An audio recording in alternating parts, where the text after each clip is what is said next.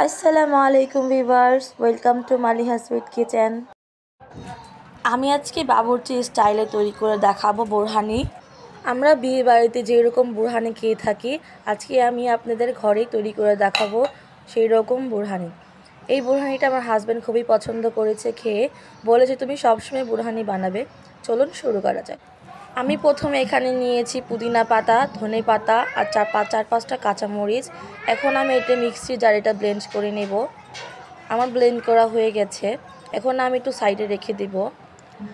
আমি এই টক দইটা আমি বানিয়েছি, আপনারা চাইলে ভিডিওটি দেখে আসতে পারেন।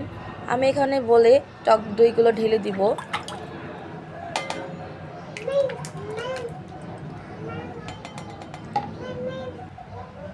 এখন একটি হ্যান্ড বিটারের সাহায্যে আমি ভালোভাবে দইটা ফেটে নেব, যাতে ভিতরে লামস বা দানা না থাকে।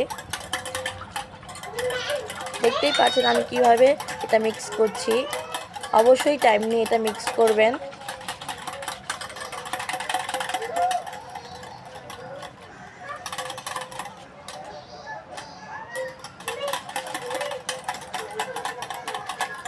আমি এটা অনেক সময় নিয়ে এটা মিক্স করছি।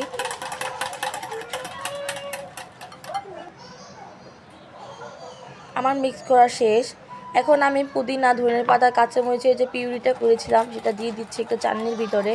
চালনি দিয়ে এভাবে আমি এটা ছেঁকে নিচ্ছি চেপে চেপে। উপরে যে দানাগুলো আছে সেটা আমি ফেলে দেব। আপনারা সবসময় ট্রাই করবেন ছেঁকে দেওয়ার জন্য। এখন আমি বেঁচে যাওয়া অংশগুলো একটু ফেলে দেব।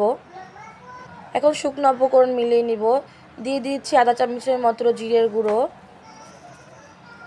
আধা চামচের কম একটু ধনিয়া গুঁড়ো, দিয়ে দিচ্ছি অল্প পরিমাণের গোলমরিচের গুঁড়ো। এখন আমি ভালোভাবে এটা মিক্স করে নিব।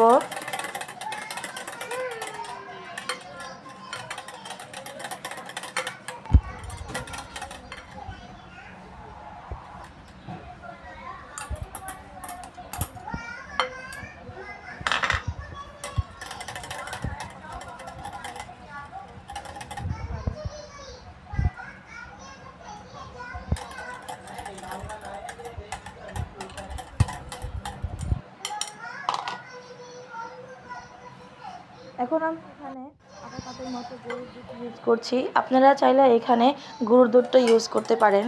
এখন একটু অল্প মিক্স করে নিয়ে হয়ে যাবে আমার বোরহানি। এখন আমি একটু গ্লাসে ঢেলে রাখাচ্ছি। আমি যখন এই বোরহানিটা বাসায় বানিয়েছি তখন সবাই খেয়ে অনেক আমার প্রশংসা করেছে। আমার অনেক ভালো লেগেছে। যখন আমি কোনো ভিডিও করি বা কোনো রেসিপি করি, আমার ফ্যামিলি আমাকে অনেক সাপোর্ট করে। যদি আমার ভিডিওটি ভালো লাগে থাকে অবশ্যই আমার ইউটিউব চ্যানেলটি সাবস্ক্রাইব করুন।